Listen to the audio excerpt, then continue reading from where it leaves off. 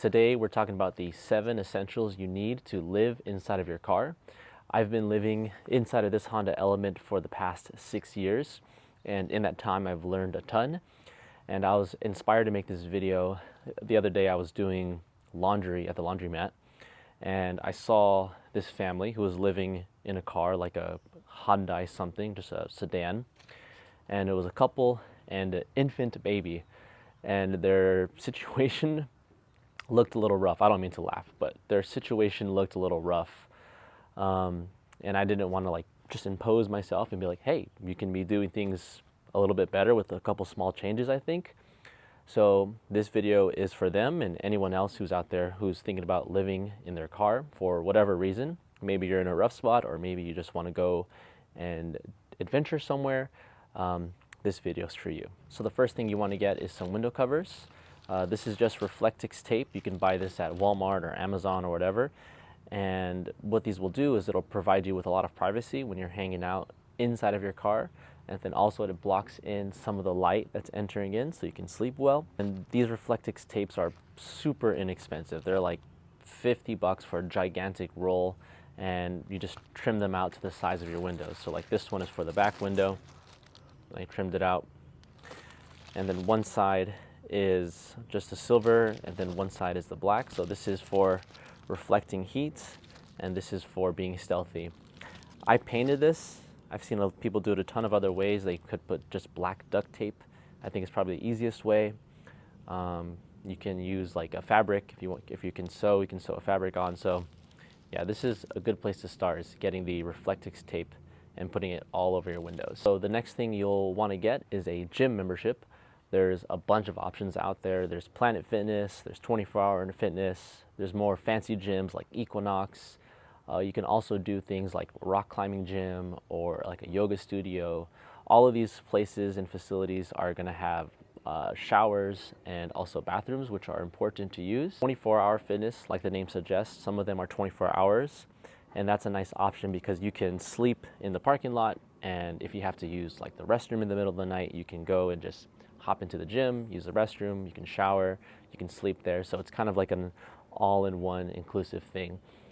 Planet Fitness, I think there's the most locations around the USA. So if you're deciding to travel, if you're doing a lot of like moving around, I think Planet Fitness is a good option to go with. I'm not sure if those locations are 24 hours or not, but I know they're everywhere. So you can sleep somewhere nearby, and if you happen to need to use the restroom, or if you want to shower in the middle of the night, you can do that. The gym membership I have is super fancy. It's called Lifetime Fitness, and they have really awesome facilities. There's like a cafe which I can hang out and work at. There's a coffee shop, and they offer like a bunch of like yoga classes and cycle classes and everything, but it's expensive. It's like $300 a month or something ridiculous like that. But for me, since I'm not paying rent, it's totally worth it. So if you're someone who has the means to do that, it's also a good option because it gives you a place to hang out and then also to work out at. So just whatever you need that's in your budget, those are the options for you. Also, you can do like a rock climbing gym. I know they open early and they're open pretty late as well. And I think rock climbing has just got a really cool community of people to hang out with. A lot of the rock climbing gyms will also have like facilities like a yoga studio and also like a gym all in one. So yeah, rock climbing gyms are really cool. Sender One is a gym that's near me, and they've got everything. They've got big giant rock walls, they have a place to hang out, they have showers, and I think the rock climbing community is super friendly to people who like live in their car, because a lot of rock climbers live in vans and cars. So that's a good option. If you're someone who's into yoga, a lot of yoga studios have showers. The only thing about the yoga studio is you can't really pop in whenever you want. You have to go in specifically when there's a class. So yoga studio is an option if you like yoga, but yeah, you're kind of limited on the times that you can go into the studio, and it's not just a place you can walk in and out like a rock climbing gym or a regular gym like a 24-hour fitness. So you'll want some way to carry water. I carry this giant like 7-gallon jug of water when I'm traveling, but I've also just gone to the store and used those 2.5-gallon like plastic jugs of water, and those are nice because they're small and they're compact, and you can cut a hole in the top and just like refill them. Also, some people just carry like 1 gallon jugs of water, like 5 or 6 of those with them. So just depending on your setup and how much space you have, there's tons of options on how to carry water. But it's super vital to carry water, obviously. But especially if you're living like in the desert or somewhere where you don't have access to water, you gotta have some way to collect water. And a more bougie option is you can get like a 1 gallon thermos, and you can fill it up with hot water when it's cold and cold water when it's hot. And that way you can stay cool or warm while you're living inside of your car. And I think those aren't too expensive these days. You can probably find them at Walmart for like 20 bucks. I'll leave some options down below in the description of the video of things that I've tried. So if you want to get them, that'll help support this channel. So the next thing you'll want to get is some sort of cooler. You can get just like a basic igloo cooler for like the budget friendly option, and they make them in all sorts of sizes, big, small, whatever. So just head over to Walmart or on Amazon and you can find a pretty cheap insulated cooler. I know if you go to like a thrift store, they always have a bunch of those there as well. So if you're on a super tight budget, check out the thrift store. You can store cold or just dry food inside of the cooler. If you're going to store cold food, you want to make sure to get bags of ice to keep the food cold, of course. And then the more like bougier option is you can get a portable fridge. Of course, when you get the portable fridge, you're going to need some way to power it. So that means you have to get a power bank as well. I did the cooler for a very long time. I had a Yeti cooler. So those are like super thick insulated walls, and they keep the ice cold for like 4 or 5 days, which is awesome. But it just became very expensive buying ice all the time. Like you could think about buying ice for the course of like 3-4 years, once a week, every week. That adds up $3 every time. So eventually I bit the bullet and I ended up getting a cooler, a powered fridge. And that's been a total game changer, and not having to buy ice is awesome. I have a whole video about the tour of my setup, so I'll leave that at the end of this video and also in the description.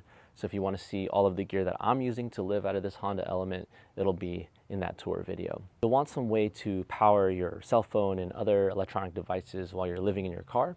And they make little power banks. They're really not that expensive. You can find them on Amazon or Walmart, whatever.